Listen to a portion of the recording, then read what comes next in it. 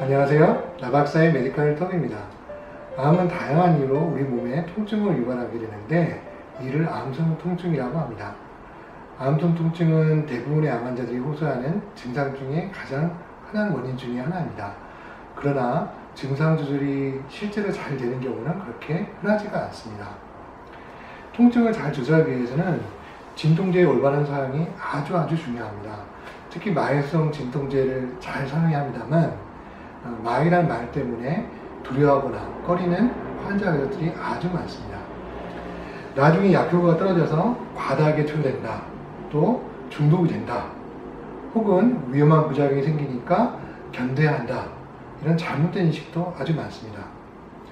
게다가 복용법 등을 잘 모르고 오해하고 있기 때문에 실제 암성 통증은 쉽게 조절되고 있지 않습니다. 제 경험을 봐도 환자는 분명히 설명을 들었는데 잘못된 약을 복용하고는 통증이 조절되지 않거나 부작용으로 힘들어하는 경우를 아주 많이 봐왔습니다. 그래서 이 시간에는 마약성 진통제를 올바르게 사용하는 방법에 대해서 구체적으로 알아보겠습니다. 지금부터는 슬라이드를 통해서 설명드리겠습니다. 암성 통증은 지속적이거나 일시적인 두 가지 형태로 나타나게 됩니다. 다시 말해 암 환자는 두 가지 통증으로 고통받고 있다고 표현할 수 있겠습니다.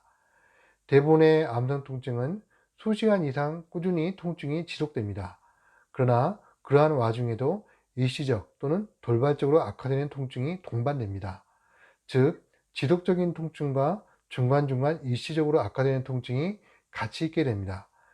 이러한 두 가지 양상에 따라 마약성 진통제도 따로 복용하게 되는데요. 마약성 진통제는 크게 속효성과 서방형, 지속형 진통제로 나뉘게 됩니다. 속효성은 말 그대로 빨리 효과를 나타내며 서방형은 서서히 작용하고 약효가 늦게 사라지는 특징이 있습니다. 환자들은 대부분 속효성과 서방형 두 가지 약제를 함께 처방을 받게 됩니다. 그런데 의외로 두 가지 약제를 어떻게 쓰는지 모르는 경우가 아주 많습니다. 다시 한번 말씀드리면 속효성 진통제란 갑작스러운 통증을 조절하는 데 쓰게 됩니다. 이러한 약제에는 IR-코돈, 오코돈, 몰핀 주사 등 다양한 종류가 있습니다. 최근에는 혀 밑에 녹이는 설화정, 코에 뿌리는 스프레이형 등 새로운 약제도 개발되었습니다. 종류는 많지만 갑자기 심해지는 통증에 사용한다는 사실을 꼭 기억하셔야 되겠습니다. 반면 서방형 또는 지속형 진통제는 몸에 서서히 흡수가 되게 만들어졌고 약효가 늦게 나타납니다. 구체적으로는 타진이나 MS콘틴, 저니스타, 펜타닐 패치 같은 약제가 있는데 특히 파스와 같은 패치형 제제는 효과가 나타나기까지 12시간 정도 시간이 걸립니다. 패치형 제제는 제거했을 때도 약효가 서서히 사라지는 특징이 있습니다. 이러한 서방형 진통제는 약효가 천천히 나타나고 지속시간이 길기 때문에 하루에 한 번이나 두 번 정도 복용하거나 패치형 제제 같은 경우에는 3일마다 교환하게 됩니다. 서방형 진통제는 진통 여부와 상관없이 하루에 일정 시간 규칙적으로 복용해야 합니다. 또한 급작스러운 통증에 서방형 진통제를 쓰게 되면 효과가 없고 부작용만 심해질 수 있습니다. 이 점을 잘 기억하시길 바랍니다. 암성 통증을 조절하기 위한 첫 번째 포인트, 속효선 진통제를 복용한다. 암성 통증을 조절하기 위해서는 속효선 진통제의 투약이나 복용이 아주 중요합니다.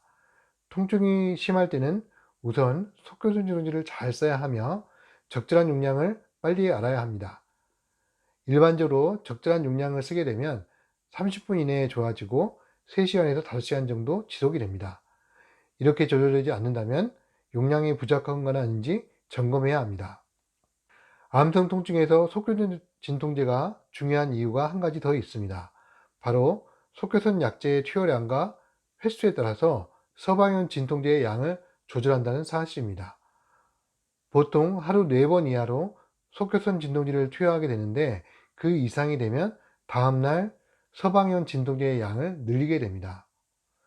의료진이 진통제를 어떻게 투여할까요? 예를 들어볼까요? 입원할 정도로 통증이 심한 환자를 생각해 봅시다. 몰핀 주사 같은 속효선 진통제를 투여했는데 통증이 심해서 하루 6번 이상 총 100mg을 투여했다고 가정합시다.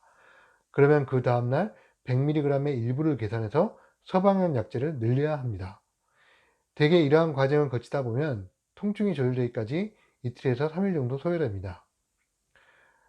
다소 복잡해 보이지요? 왜 그럴까요?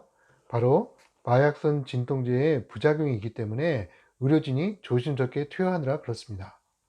만약 통증을 참고 속전속 진통제를 맞지 않게 되면 의료진이 적절한 용량을 모르기 때문에 통증 조절이 어려워지겠지요. 따라서 진통 조절을 위해서는 환자와 가족이 적극적으로 참여해야 되겠습니다. 암성 통증을 조절하기 위한 두 번째 포인트, 부작용을 알고 있다면 겁나지 않는다.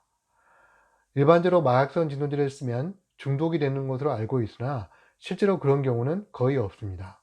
간혹 약에 의존성이 생길 수는 있으나 올바르게 투여한다면 충분히 극복할 수 있습니다. 다만 다른 약제와 달리 부작용이 흔한 편이라 미리 알고 있는 것이 좋습니다. 흔하게는 졸림, 구토, 어지럼증이 생길 수 있는데 특히 마약성 진통제를 처음 투여한 경우 많이 생깁니다. 그러나 걱정할 필요가 없습니다. 적절한 약제를 투여하고 기다리면 호전될 수 있기 때문입니다. 다만 변비 증상은 그냥 조절되지 않기 때문에 미리 변비약을 복용하게 됩니다. 심각한 부작용은 선망이나 호흡저하 등을 들 수 있는데 드물게 생기게 됩니다. 이러한 부작용은 다양한 원인으로 생길 수 있기 때문에 다른 원인을 먼저 파악하게 됩니다. 만약 다른 원인이 없고 약제가 원인이라고 의심이 된다면 다른 진통제로 바꾸거나 줄이고 필요한 경우에 해독제를 투여하면 좋아지게 됩니다. 다행히 마약성 진통제의 부작용은 시간이 지나면 적응이 되거나 사라지는 경우가 대부분입니다. 또한 적절한 약제를 투여하면 조절될 수가 있습니다. 지금까지 내용을 간단히 정리한 슬라이드입니다. 정지 화면에서 숙지해 보시기 바랍니다. 자, 마지막으로 요약을 해 보겠습니다. 암 환자의 통증은 지속적 또는 일시적인 통증으로 나뉘어질 수 있습니다. 그리고 진통제는 이러한 양상에 따라서 사용법이 다릅니다. 갑작스러운 통증에는 속효전제를 투여하고 이에 따라 서방형 진통제의 용량이 조절됩니다. 서방형 진통제는 통증과 상관없이 규칙적으로 복용합니다.